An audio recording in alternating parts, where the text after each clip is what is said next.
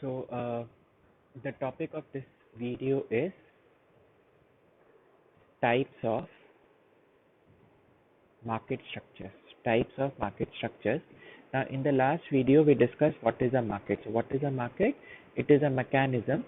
It may not necessarily be a physical place. It is a mechanism where buyers and sellers interact.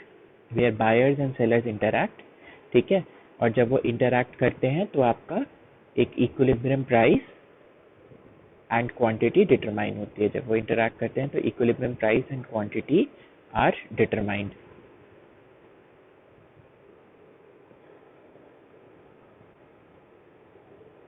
ठीक है. Now so there are different type of market structures. We have to discuss mainly 4 type of market structures.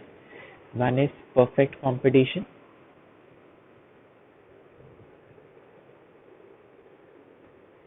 second is monopoly, third is monopolistic competition,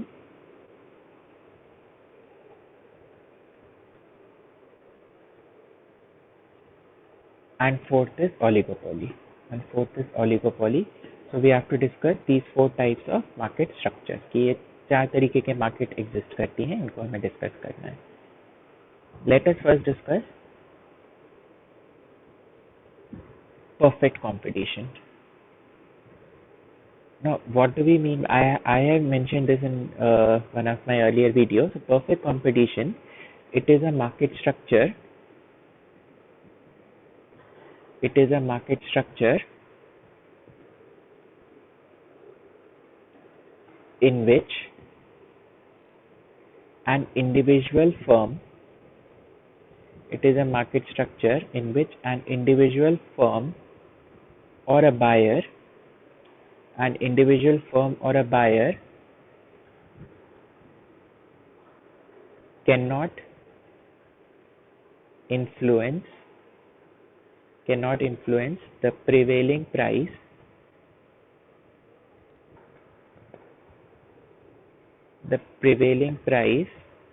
of the product on its own.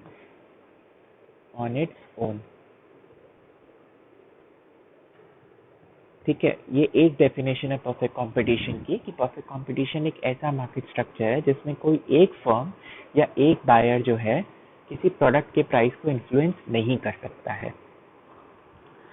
और in terms of its features, इसको समझने के लिए हमें इसके थोड़े features discuss करने पड़ेंगे.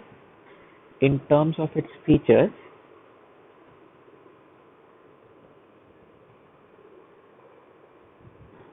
a perfectly competitive market, in terms of its features, a perfectly competitive market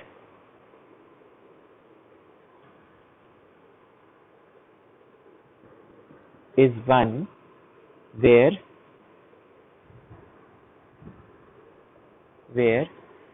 first is there are large number of buyers and sellers.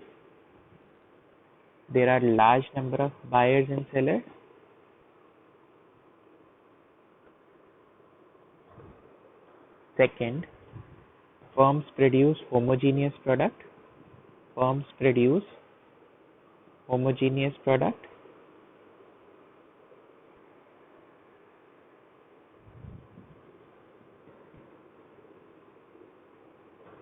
Third, buyers and sellers have perfect knowledge.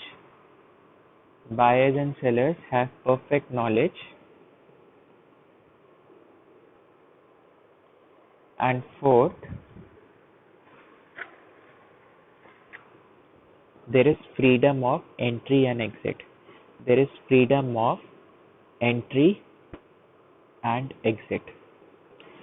तो basically perfect competition का मैंने आपको सबसे जो अच्छा example दिया था वो सपोज आपकी ई रिक्शा वाले हैं.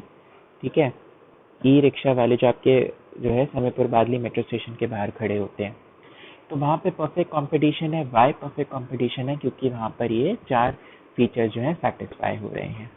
First is there are large number of buyers and sellers. इनका डिस्क्रिप्शन भी सब नोट्स में दे रखा है, ये वीडियो में आपको सिर्फ समझना है. There are large number of buyers and sellers का क्या इम्प्लीकेशन है कि इतने सारे ई रिक्शा वाले हैं और इतने सारे आप लोग हैं जो कि उसमें बैठने वाले हैं कि अगर कोई किसी एक ई रिक्शा वाले के पास या किसी एक कंज्यूमर के पास पावर नहीं है वो ई रिक्शा का टैरिफ या उसका रेंट डिटरमाइन करने की। ठीक है, तो परफेक्ट कंपटीशन में there are large number of buyers and sellers. Large number of buyers and sellers का क्या मतलब है कि किसी एक इंडिविजुअल के पास ये पावर नहीं होती कि वो टैरिफ को डिटरमाइन कर पाए, ठीक है।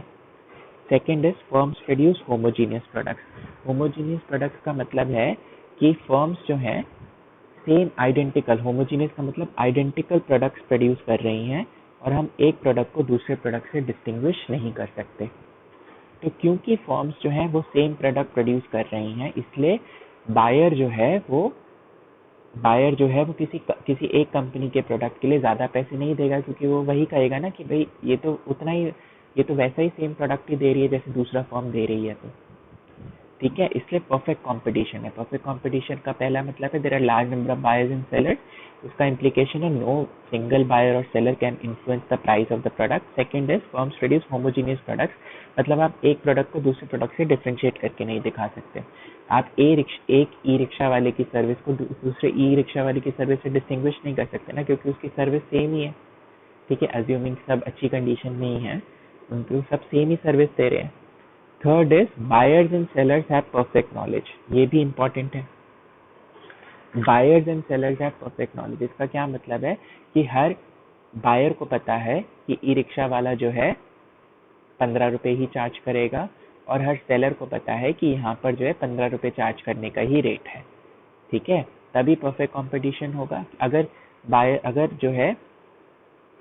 जो है सेलर जो है 20 रुपये चार्ज करना स्टार्ट कर दिया तो उस केस में वो तो उसके पास तो कोई जाएगा ही नहीं। ठीक है, and fourth is there is freedom of entry and exit. ये हम थोड़ा सा पॉइंट डिटेल में डिस्कस कर लेते हैं। There is freedom of entry and exit. Perfect competition में freedom of entry and exit होता है कि मतलब कोई भी जो है ई रिक्शा वाला कभी भी आ सकता है उस मार्केट में और कोई भी ई रिक्शा वाला कभी भी उस मार्केट से जा सकता है। ठीक है, तो फ्रीडम ऑफ एंट्री मीन्स कि there are no barriers to entry. Freedom of entry means there are no barriers of entry. There are no barriers of entry. ठीक है, कोई रिस्ट्रिक्शन नहीं है। ठीक है, similarly there are no barriers of exit, कि एक ई रिक्शा वाला मार्केट से चला भी जाएगा तो उसको दिक्कत नहीं है, उसको कोई रोकेगा नहीं। ठीक है, क्योंकि अच्छा एग्जिट में आपको सोच रहे होंगे कि एग्जिट करने में क्या दिक्कत होती है। बहुत जगहों पे अगर फैक्ट्री जो है वो लेबर लॉज के अंदर आती है तो फैक्ट्री एकदम से शट डाउन नहीं कर सकती। तो एग्जिट क्यों होता है, क्योंकि लेबर लॉज अगर एप्लीकेबल होते हैं तो फैक्ट्रीज एकदम से शट डाउन नहीं कर सकती। लेकिन परफेक्ट कंपटीशन में हम एज्यूम करते हैं कि जो there is no barrier to exit, कोई कभी भी जाना चाहे तो वो जा सकता है। ठीक है, कोई कभी भी जाना चाहे तो वो जा सकता है। सो बेसिकली ये ई रिक्शा तो एक बड़ा ही क्लोज एग्जांपल है परफेक्ट कंपटीशन का। अदरवाइज ये सारे फीचर्स सेटिस्फाई होना पॉसिबल नहीं होता, तो ये आइडियल सिचुएशन ही होती है। मतलब ये थ्योरेटिकली पॉसिबल ही होता है, रियलिटी में पूरा परफेक्ट कंपटीशन नहीं होता। थ्योरेटिकली पॉसिबल है लेकिन रियलिटी में प्रैक्टिकली इतना पॉसिबल ये नहीं होता। ठीक है, प्रैक्टिकली इतना पॉसिबल ये नहीं होता। अब पहले एक पॉइंट डिस्कस कर लेते हैं कि freedom of entry and exit का एक इम्पॉर्टेंट इम्प्लीकेशन है। Freedom of entry and exit has an important implication. Freedom of entry and exit has an important implication that no perfectly competitive firm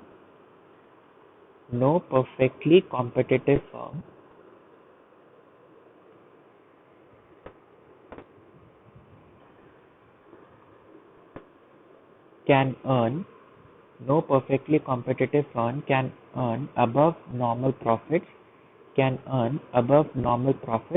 the long run.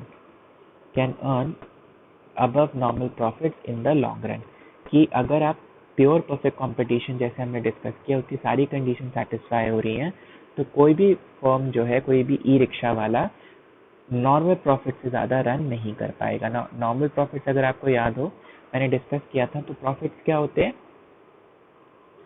Profits are total revenue minus total cost. ठीक है, तो 3 तरीके का हो सकता है पाई greater than 0, जो कि हम नॉर्मली सोचते हैं कि प्रॉफिट हो रहा है। तो पॉजिटिव प्रॉफिट को हम एक्चुअली बोलते हैं super normal profits. Positive profits को हम बोलते हैं सुपर नॉर्मल प्रॉफिट्स। ठीक है, second is pi equal to 0। Pi equal to 0 मतलब कि कोई प्रॉफिट नहीं हो रहा, जितनी रेवेन्यू उतना ही कॉस्ट है, उसको हम इकोनॉमिक्स में बोलते हैं नॉर्मल प्रॉफिट। ठीक है, and third is pi less than 0। तो पाई लेस देन 0 का मतलब कि क्या हो रहा है, नेगेटिव प्रॉफिट। नेगेटिव प्रॉफिट का मतलब लॉस हो रहा है। नेगेटिव प्रॉफिट का मतलब लॉस हो रहा है। तो हम ये क्लेम कर रहे हैं कि अगर परफेक्टली कॉम्पिटिटिव फर्म है, बिल्कुल सारी कंडीशन परफेक्ट कंपटीशन की सेटिस्फाई हो रही हैं, तो कोई भी जो फर्म है वो 0 प्रॉफिट से ज़्यादा नहीं कमा पाएगी। ये तो आइडियल सिचुएशन है। ठीक है, तो हम आइडियल ही रिजल्ट डिस्कस कर रहे हैं, बट इसका रीज़न क्या है? इसका रीज़न है कि सपोज हम बोल रहे हैं कि पहले प्रॉफिट्स हो रहे हैं। Suppose there are super normal profits. There are super normal profits. ठीक है, हमने बोला कि फर्स्ट कंडीशन हो रही है, हमें प्रूव क्या करना है कि सिर्फ सेकंड होल्ड करती है। तो अगर फर्स्ट कंडीशन हो रही है तो इस इंडस्ट्री में लोग देखेंगे कि बहुत ज़्यादा प्रॉफिट हो रहे हैं, so more firms will enter the industry. More firms will enter, और ज़्यादा ई रिक्शा वाले आएंगे। और क्योंकि there are no barriers to entry, क्योंकि there are no barriers to entry. Although अब जैसे आप कहोगे कि ये उसमें तो ट्रू नहीं होता ना, आपके समय पर बादली वाले ई रिक्शा मार्केट, उसमें ट्रू ट्रू होता है, एक दूसरे को मारने शुरू हो जाते हैं अगर कोई नया आता है तो। लेकिन अगर आप आइडियलिस्टिकली एज्यूम करो कि there are no barriers to entry, कोई बैरियर नहीं है एंट्री पे, तो इसमें तो फर्म्स आती जाएंगी, क्योंकि देख के भाई यहाँ तो बहुत प्रॉफिट हो रहा है। तो जैसे जैसे फर्म्स आएंगी, नंबर ऑफ फर्म्स बढ़ेंगी मार्केट में, उससे क्या होगा, सप्लाई बढ़ेगी। सप्लाई बढ़ेगी, अभी हमने डिस्कस किया, सप्लाई बढ़ेगी और डिमांड उतनी ही है। Demand is unchanged. Demand is unchanged. Demand unchanged तो क्या होगा, प्राइस कम हो जाएगा। ठीक है, प्राइस जो है वो प्राइसेस विल स्टार्ट फॉलिंग। तो प्राइस कब तक फॉल होंगे, जब तक आपके जीरो इकोनॉमिक प्रॉफिट नहीं हो जाते। जब तक आपका जीरो इकोनॉमिक प्रॉफिट नहीं हो जाता, मतलब pi is equals to zero नहीं हो जाता, तब तक आपके प्राइसेस फॉल करेंगे। तो यानी कि अगर आप फर्स्ट पे भी हैं तो आप सेकंड पे आ जाएंगे। अब आप अगर सपोज थर्ड पे हैं, थर्ड क्या है, पाई लेस देन 0, तो इस इंडस्ट्री में लॉस हो रहा है। इस इंडस्ट्री में लॉस हो रहा है तो फर्म्स के पास पावर है, फर्म्स के पास जो है वो बाहर निकलेंगी। Firms will exit. Firms will exit, क्योंकि कोई रिस्ट्रिक्शन नहीं है एग्जिट पे। तो फर्म्स अगर एग्जिट करेंगी तो आउटपुट कम हो जाएगा। आउटपुट कम हो जाएगा। ठीक है, आउटपुट कम होगा तो उस केस में क्या होगा, फिर जैसे अब आउटपुट सप्लाई कम हो रही है, डिमांड उतनी ही है, डिमांड इज अनचेंज। तो अब अगर आउटपुट कम हो रहा है, डिमांड अनचेंज है, तो हमने पढ़ा है तो प्राइस विल स्टार्ट इंक्रीजिंग। तो प्राइस कब तक इंक्रीज करेंगे, जब तक आपके जीरो इकोनॉमिक प्रॉफिट्स नहीं हो जाते। जब तक आपके जीरो इकोनॉमिक प्रॉफिट नहीं हो जाते। आई होप दिस इज क्लियर। तो अगर आप थर्ड पे भी हैं तो आप सेकंड पे आ जाएंगे। तो मैं बार बार ये कह रहा हूँ कि आइडियलिस्टिक थ्योरेटिकल पॉसिबिलिटी हम डिस्कस कर रहे हैं। ऐसा जनरली नहीं होता, क्योंकि generally freedom of entry and exit नहीं होती, जनरली जो है परफेक्ट नॉलेज भी नहीं होती है, ना बायर्स को ना सेलर्स को। ठीक है, तो ये कंडीशन आइडियलिस्टिक कंडीशन है। आइडियलिस्टिक कंडीशन क्या है कि परफेक्ट कंपटीशन में no firm can earn above normal profit, क्योंकि हमने डिस्कस कर लिया कि सुपर नॉर्मल प्रॉफिट्स हैं तो भी वो सेकंड पे आ जाएगा, और अगर लॉस है तो भी वो सेकंड पे आ जाएगा। आई होप दिस इज क्लियर। ठीक है, now determination of determination of price determination of price for a perfectly competitive firm. Determination of price for a perfectly competitive firm.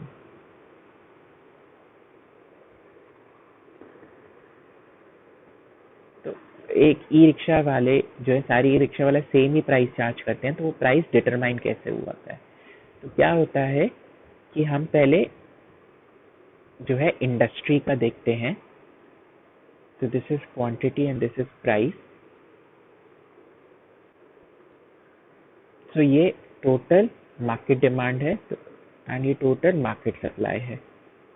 ठीक है, तो ये टोटल मार्केट डिमांड है, ये टोटल मार्केट सप्लाई। तो ये कहाँ पर हुआ, ये इंडस्ट्री में हुआ। तो इससे क्या डिटरमाइन हुआ, आपका equilibrium price and equilibrium quantity determine हो गई। Equilibrium price and equilibrium quantity determine हो गई। अब ये डिटरमाइन हो गई, अब हर ई रिक्शा वाले को यही प्राइस चार्ज करना है, चाहे वो कितनी भी क्वांटिटी, चाहे वो कितनी भी बार राइड करवाए, हर ई रिक्शा वाले को यही प्राइस चार्ज करना है, टी स्टार। ठीक है, तो ये फर्म के लिए है, फर्म का डिमांड कर्व ये है। This is the demand curve for the firm, this is the demand curve for the firm. ठीक है, this is the demand curve for the firm. I hope this is clear. तो मैंने ये revenue वाले concept में भी discuss किया था। रेवेन्यू वाले कॉन्सेप्ट में देखो, जो डिमांड कर्व होता है, तो average revenue curve, average revenue क्या होता है, total revenue by Q, so it is P into Q by Q, so it is always equal to price। And marginal revenue क्या होता है कि अगर आपने एक एक्स्ट्रा यूनिट सेल किया तो आपको कितना रेवेन्यू मिला। तो परफेक्ट कंपटीशन के केस में, क्योंकि प्राइस कांस्टेंट है, परफेक्ट कंपटीशन के केस में प्राइस कांस्टेंट है, तो इसके लिए तो डिमांड कर्व तो हमेशा एवरेज रेवेन्यू कर्व होगा, लेकिन परफेक्ट कंपटीशन एक ऐसी मार्केट है कि अगर आपने एक एक्स्ट्रा यूनिट और सेल किया तो आपको कितना, सपोज ये 10 रुपये प्राइस डिटरमाइन हो गया, तो अगर आपने एक राइड लिया आपको और 10 रुपये ही मिलेंगे। तो इस केस में मार्जिनल रेवेन्यू भी प्राइस के बराबर ही होता है। ठीक है, इस केस में मार्जिनल रेवेन्यू भी प्राइस के बराबर होता है। So for a perfectly competitive firm, ये इंपॉर्टेंट है, for a perfectly competitive firm, for a perfectly competitive firm,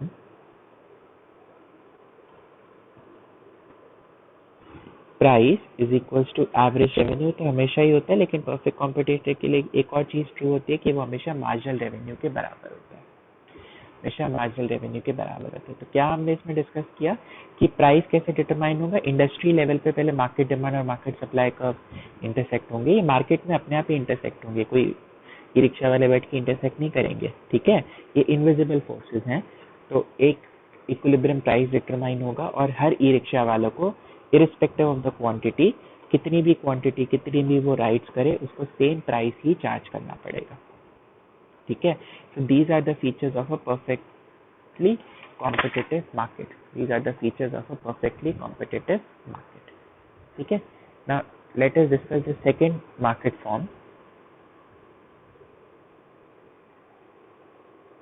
The second market form is monopoly. The second market form is monopoly. So monopoly क्या होती है? Monopoly मतलब किसी की monopoly है, मतलब सिर्फ एक, there is a single seller of a product. ठीक है, it is a form of market structure. It is a form of market structure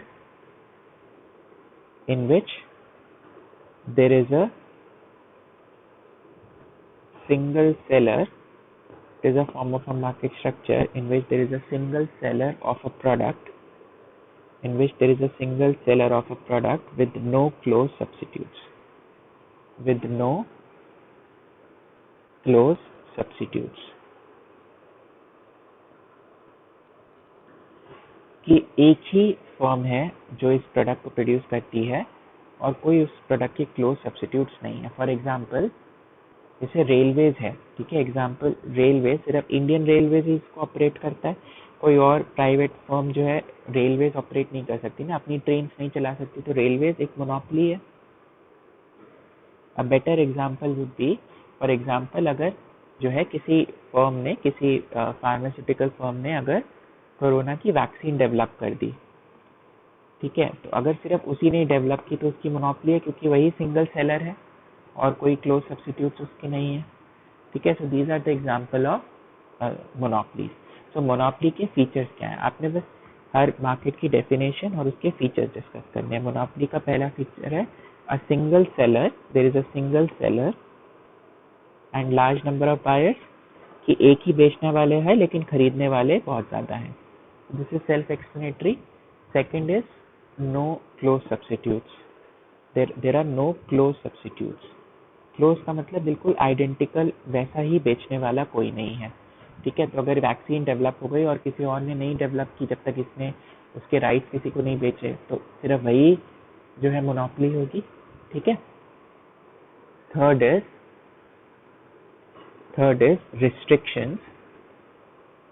restrictions on the entry of new firms ना। मोनोपोली अगर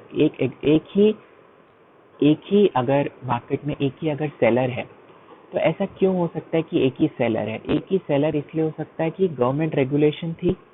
जैसे government ने ही ये बोला है कि इंडियन रेलवेज के अलावा कोई प्राइवेट ऑपरेटर रेलवेज डेवलप नहीं करेगा, तो गवर्नमेंट रेगुलेशन की वजह से there is restriction on entry, क्योंकि गवर्नमेंट ने बोला है कि कोई और नहीं चलाएगा, तो यानी कि कोई और फर्म एंटर नहीं कर सकता। दूसरा रिस्ट्रिक्शन का होता है पेटेंट राइट्स। दूसरा रिस्ट्रिक्शन का तरीका होता है पेटेंट राइट्स, क्योंकि मोनोपोली पेटेंट की वजह से भी बनती है कि मैंने वैक्सीन डेवलप की, मैंने इसको जाके पेटेंट करा दिया, तो सिर्फ मेरे पास ही राइट है इसको प्रोड्यूस करने की, तो ऑब्वियसली इस केस में भी there is restriction on entry, ठीक है। Is this clear? एक और फीचर मोनोपोली का होता है, it is called as price discrimination. Now what do we mean by price discrimination? Price discrimination means that a monopolist can charge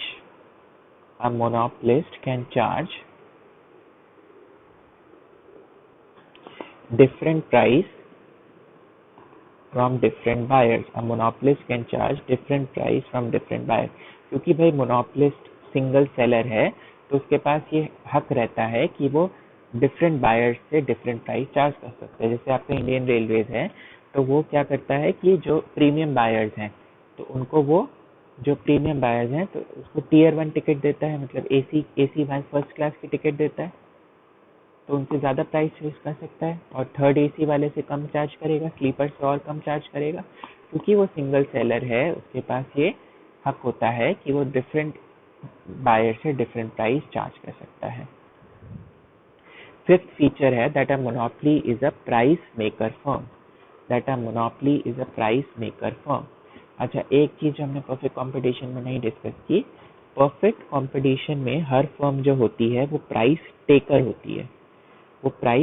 होती है। हमने अभी डायग्राम डिस्कस किया कि जो प्राइस डिटरमाइन होता है वो तो इंडस्ट्री में डिटरमाइन होता है कि एक बार ई रिक्शा का उनके हर राइड का प्राइस डिटरमाइन हो गया, फिर हर फर्म को जो है वो प्राइस लेना पड़ता है, वो अपना प्राइस नहीं बना सकती, तो वो प्राइस टेकर होती है। लेकिन मोनोपोली में क्योंकि वो सिंगल सेलर है, तो वो अपना प्राइस डिसाइड कर सकती है, सो it is a price maker firm. तो हम बोलते हैं कि वो प्राइस मेकर फर्म है। लेकिन इसका ये मतलब नहीं है कि प्राइस मेकर फर्म है तो वो जितना ज़्यादा प्राइस जो है कुछ भी प्राइस सेट कर देगी जितना उसकी मर्जी है, ठीक है। बिकॉज जैसे अब रेलवेज का भी अगर बहुत ज़्यादा वो प्राइस चार्ज कर देगा तो नहीं जाएंगे ना लोग रेलवे से, क्योंकि रेलवे के अलावा फिर अब वो या तो शिप के थ्रू ट्रैवल करेंगे, मतलब कार्गो शिप से पहुंचाएंगे, या एयरप्लेन यूज़ करेंगे, या रोडवेज यूज़ करेंगे, ठीक है। तो ऑल्दो रेलवेज को ऑपरेट करने की मोनोपोली सिर्फ इंडियन रेलवेज के पास है, लेकिन क्या होता है कि आप ऐसा नहीं है कि आप जितना चाहे प्राइस चार्ज कर सकते हो।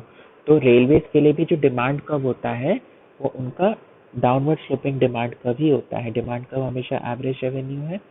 जैसे आप देख रहे हो कि अगर उसने सपोज ये P0 से ऊपर प्राइस चार्ज कर दिया तो कोई नहीं आएगा उसके पास, तो उसका डिमांड कर्व भी डाउनवर्ड स्लोपिंग ही है। अगर वो जितना ज़्यादा प्राइस चार्ज करेगा तो लोग कम आएंगे, ठीक है। और इसमें आपको याद रखना है कि इसका मार्जिनल रेवेन्यू कर्व, जो नॉर्मल मार्जिनल रेवेन्यू कर्व हमने रेवेन्यू वाले चैप्टर में पढ़ा है, उसी की तरह होता है। यानी कि मार्जिनल रेवेन्यू जो है वो लेस देन प्राइस है। उसका एक्सप्लेनेशन मैंने बताया था कि marginal revenue less than price का मतलब उसको ज़्यादा बेचने के लिए प्राइस कम ही करना पड़ेगा। तो जैसे जैसे वो ज़्यादा बेचेगा पर यूनिट, जो मतलब एक एक्स्ट्रा यूनिट से मिलने वाला रेवेन्यू कम होता जाएगा। प्राइस इस केस में कांस्टेंट नहीं रहता। जबकि परफेक्ट कंपटीशन में क्या था? परफेक्ट कंपटीशन में marginal revenue is equals to price था, लेकिन मोनोपोली में जो है, मोनोपोली में marginal revenue less than price होता है, ठीक है ना। इसमें थोड़ा सा मैंने डिस्कस कर लिया, लेकिन थोड़ा सा एक डिटेल में डिस्कस कर रहे थे कि एक मोनोपोली बनती कैसे है। So causes of monopoly market structure, causes of monopoly market structure. तो पहला तो जो मैंने डिस्कस किया, पहला है गवर्नमेंट लाइसेंसिंग, गवर्नमेंट कंट्रोल। तो गवर्नमेंट ने सिर्फ जो है इंडियन रेलवेज को ही बोला है रेलवेज ऑपरेट करने के लिए, तो वो मोनोपोली बन गई। ठीक है, तो उसने एक्सक्लूसिव राइट्स दिए हैं, गवर्नमेंट ने किसी एक पर्टिकुलर फर्म को एक्सक्लूसिव राइट्स दी हैं टू ऑपरेट, तो उस वजह से मोनोपोली बन जाती है। ठीक है, और जैसे आपकी वो इलेक्शन कमीशन की इंक है बनाने के लिए, या इलेक्शन कमीशन की मशीन है जो कि आपका जो BEL बना रहा है या कोई और बना रहा है, ठीक है, तो उनको मोनोपोली मिल गई क्योंकि गवर्नमेंट ने कहा है सिर्फ आप ही बना सकते हो। ठीक है, second is patent rights. Patent rights की वजह से भी मोनोपोली मिलती है। पेटेंट राइट्स क्यों हम देते हैं? ताकि हम रिसर्च को हम एनकरेज करना चाहते हैं कि किसी ने भाई कुछ डेवलप किया, उसने जाके पेटेंट करा दिया कि ये तो मेरी टेक्नोलॉजी है या मेरा प्रोडक्ट है, मैंने इसको पेटेंट करा दिया, किसी को उसको यूज़ करना है तो पहले से मेरे से राइट्स खरीदने पड़ेंगे, नहीं तो वो कॉपीराइट माना जाएगा, माना जाएगा। तो उस केस में वो उस प्रोडक्ट या उस सर्विस को या टेक्नोलॉजी को नहीं बेच पाएगा। थर्ड है कार्टल्स। कार्टल्स क्या होता है कि जैसे आपकी 2-3 फर्म्स हैं या 4 फर्म्स हैं मार्केट में, वो मिल जाती हैं, वो मिल के एक ग्रुप बना लेती हैं। वो मिलके, तो पहले तो वो 4 फर्म्स थी, तो एक तरीके का कंपटीशन था मार्केट में। अब उन्होंने क्या किया, मिलके एक ग्रुप बना लिया। उसका क्या, ग्रुप बनाने का क्या हुआ कि अब वो जो चाहे प्राइस एंड क्वांटिटी को डिटरमाइन कर सकते हैं, उस पर उनको कंट्रोल मिल जाता है। पहले नहीं था, पहले वो अलग अलग लड़ रहे थे, पहले वो अलग अलग कम्पीट कर रहे थे मार्केट में, लेकिन अब उन्होंने एक ग्रुप बना लिया। ग्रुप बनाने से क्या हो, एक सॉर्ट ऑफ मोनोपोली बन गई मार्केट में। तो कार्टल्स भी एक तरीके की मोनोपोली होती है कि ग्रुप ऑफ फर्म्स मिलाकर प्राइस एंड क्वांटिटी को कंट्रोल कर रहे हैं। ऑल्दो ये पहले अलग थी, लेकिन अब इन्होंने एक कार्टल बना लिया। ठीक है, फोर्थ इज नेचुरल अकरेंस होता है। Fourth is natural occurrence. Natural occurrence का ये मीनिंग होता है कि नेचुरली है, सपोज एक आइलैंड है, उस पे जो है, उस पे एक इंसान था, उसके घर के नीचे से एक झरना निकल गया, एक स्प्रिंग ऑफ वाटर निकल गया। ठीक है, एक स्प्रिंग ऑफ वाटर निकल गया, और उस आइलैंड पे और कोई सोर्स नहीं था पानी का, तो सब इसी के पास आ रहे हैं पानी खरीदने के लिए। तो नेचुरल रीजन की वजह से उसको नेचुरल बेनिफिट मिला, तो वही मोनोपोलिस्ट बन गया। उसकी मोनोपोली हो गई कि भाई उसी के पास पानी है, उसी के घर के नीचे से निकला। दूसरा क्या तरीका है कि सपोज आप किसी स्टेट में हैं, जैसे स्टेट के पर्सपेक्टिव से बोल रहा हूँ, किसी स्टेट में ही एक पर्टिकुलर कोल रिजर्व्स मिल गए, तो उस स्टेट की मोनोपोली हो गई कोई पर्टिकुलर कोल को प्रोड्यूस करने की या उसको बेचने की, क्योंकि उसी के पास नेचुरली उसी के पास है। तो नेचुरल अकरेंस की वजह से भी मोनोपोली हो जाते हैं। तो मोनोपोली का मतलब there is a single seller in the market. तो उसके रीजंस क्या है, तो गवर्नमेंट ने कंट्रोल दे दिया, या उसने पेटेंट करा लिया, या उसने कार्टेल बना लिया, या नेचुरली ही उसके पास राइट है उस प्रोडक्ट की। ठीक है, late us discuss the third market structure. The third market structure is monopolistic competition. Monopolistic competition किन दो वर्ड से बना है? मोनोपोली, तो मोनोपोली भी है प्लस कंपटीशन भी है। मोनोपोली, तो ये फर्स्ट एंड जो थर्ड मार्केट है उनको कंबाइन कर रहा है। तो ये जनरली क्या होता है कि ये वो मार्केट होती है, there are many sellers of the product. तो इस केस में there are many sellers, but the product of each seller, there are many sellers, but the product of each seller is somewhat different, from that of the other, कि बेचने वाले तो बहुत सारे हैं, लेकिन परफेक्ट कंपटीशन में भी बहुत सारे बेचने वाले थे, लेकिन वहाँ पर सबका प्रोडक्ट सेम था। यहाँ पर बेचने वाले तो बहुत सारे हैं, लेकिन सबका प्रोडक्ट जो है थोड़ा थोड़ा डिफरेंट है। तो इस केस में क्या है कि एक सॉर्ट ऑफ मोनोपोली भी है और कंपटीशन में, क्योंकि सबका प्रोडक्ट थोड़ा थोड़ा डिफरेंट है, इसलिए हर एक की थोड़ी थोड़ी मोनोपोली है। और तो मोनोपोली किस वजह से है? क्योंकि उनका प्रोडक्ट डिफरेंट है, और हर प्रोडक्ट का अपना जो है ब्रांड नेम है। एक ब्रांड नेम उसने एस्टैब्लिश कर लिया है, उस वजह से मोनोपोली है। लेकिन क्योंकि बहुत सारी फर्म्स उस तरीके की हैं तो कंपटीशन भी है। तो कंपटीशन क्यों है? क्योंकि there are many firms in the market.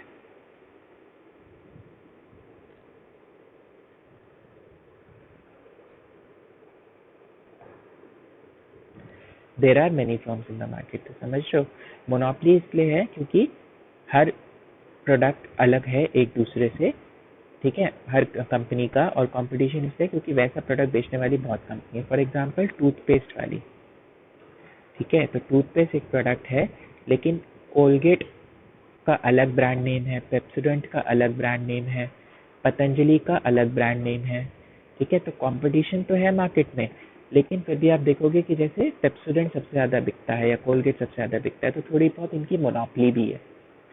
तो हर एक का अपना ब्रांड नेम भी है, इसलिए वो थोड़ा बहुत मोनोपोली भी है कि अगर पेप्सोडेंट थोड़ा प्राइस भी बढ़ाएगा तो शायद हम कोलगेट के पास ना जाएंगे, क्योंकि हम पेप्सोडेंट ने अपना एक ब्रांड नेम बना लिया है। पतंजलि से लोग ज़्यादा इंस्पायर्ड हैं, तो पतंजलि ने थोड़ा भी पैसा बढ़ाया तो लोग दूसरे के पास नहीं जाएंगे। तो सबके पास थोड़ी ब्रांड पावर भी है, और क्योंकि बहुत सारे लोग हैं बेचने वाले, तो कंपटीशन भी है मार्केट में, ठीक है। तो इसमें दोनों के फीचर्स हैं, कंपटीशन के और मोनोपोली के।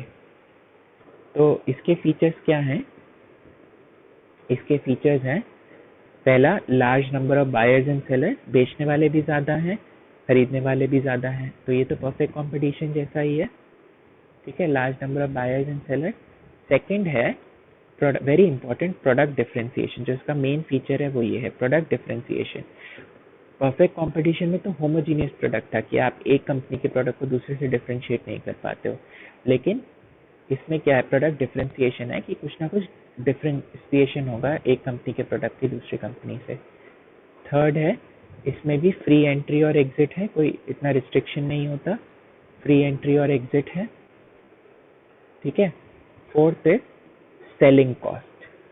सेलिंग कॉस्ट मतलब बेचने की कॉस्ट, सेलिंग कॉस्ट मतलब बेचने की कॉस्ट, कि हर प्रोडक्ट को, क्योंकि अब उसको अपना ब्रांड नेम बनाना है, इसलिए उसको कुछ ना कुछ ब्रांड नेम बनाने के लिए एडवर्टाइजिंग पे खर्च करना पड़ता है, एडवर्टाइजिंग कॉस्ट होती है, ठीक है। तो क्योंकि आपको अपने आप को दूसरे से डिफरेंशिएट करना है, वो ऐड आती है ना कि मेरी शर्ट इस वाले से सफ़ेद क्यों है, ठीक है। आपको अपने आप को डिफरेंशिएट करना है अपने प्रोडक्ट को, तो आपको एडवर्टाइजमेंट पे खर्च करना पड़ता है। ये feature of monopolistic competition. Another could be your Coca Cola and Pepsi वाली मार्केट, ठीक है, another example of monopolistic competition, की थोड़ा कंपटीशन भी है क्योंकि पेप्सी भी है, कोका कोला भी है, देन पतंजलि कोला भी आती है, ठीक है, पतंजलि की कोला भी आती है, लेकिन सबका अपना अपना एक ब्रांड नेम भी है, सबका अपना अपना ब्रांड नेम भी है। और इसमें भी जो डिमांड कर्व है, more can be sold only at lower prices, और डिमांड कर्व इज, इसमें भी demand curve is downward sloping, इसमें भी demand curve is downward sloping, ठीक है। I hope this is clear, monopolistic competition is clear. Let us discuss the last market. It is discussed in the last market, which is oligopoly. Which is oligopoly. ठीक है, oligopoly क्या है? It is a market structure. It is a market structure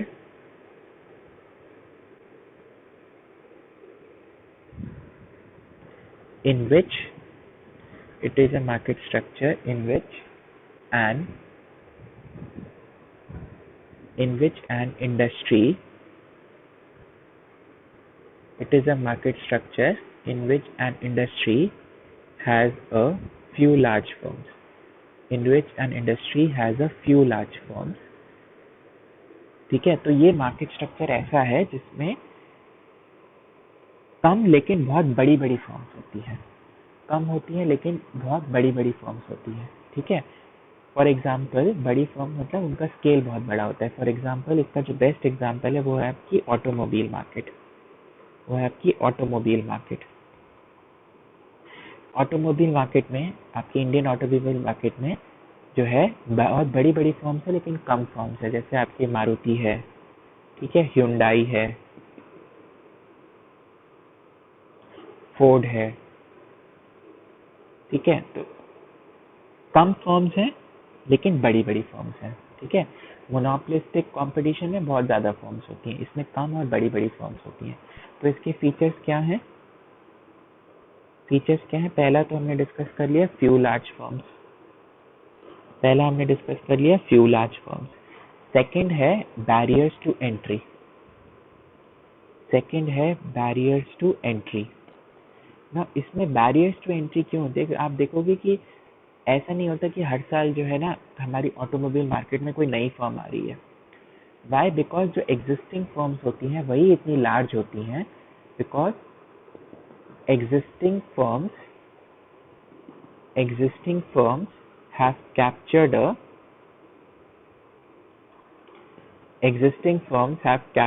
significant share of the market.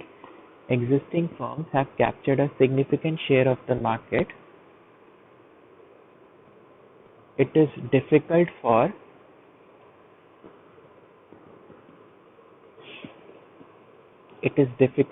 new firms to enter. क्यों difficult है? Suppose legal barriers ना भी हों, लेकिन आप ये देखोगे कि इतने सालों से ये 3-4 फर्म्स ही चली आ रही हैं। बहुत मुश्किल होता है किसी नई जो है ऑटोमोबाइल मैन्युफैक्चरर के लिए एंटर करना, क्योंकि मारुति और हुंडई इनका ही शेयर इतना ज़्यादा है। अभी भी आप खरीदने जाओगे, आप मारुति की कोई कार देखोगे तो इन्होंने अपना पहले से इतना जो है अपना साम्राज्य बिठा रखा है कि it is difficult for new firms to enter. ठीक है। थर्ड होता है म्यूचुअल इंटरडिपेंडेंस।